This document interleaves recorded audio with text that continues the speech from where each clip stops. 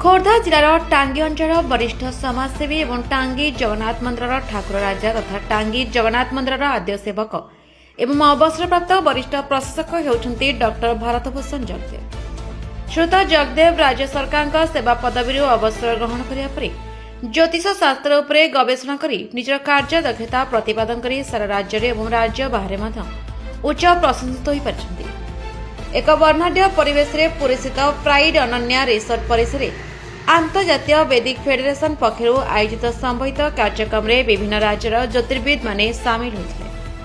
अतिथि भाव में आर्य समाज प्रतिष्ठाता डॉक्टर आर्य कुमार ज्ञानेन्द्र एवं वास्तुविद मनोज कुमार लेंका प्रमुख जोग देते। संबंधित कार्यक्रम में डॉक्टर भारतभूषण जगदेव को ज्योतिष विशिष्ट सम्मान ने संबंधित कर ज्योतिष विशिष्ट सम्मान ने संबंधित होता श्री जगदेव खोर्धा जिला टांगी अंचल होता जो टांगी एवं यार आखपाख अंचल समाजसेवी बुद्धिजीवी साधारण जनता शुभेच्छा जणाइछन्ति।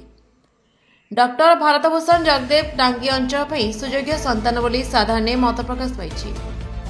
खोर्धार प्रियंका महापात्र रिपोर्ट प्रतीक्षा खबर।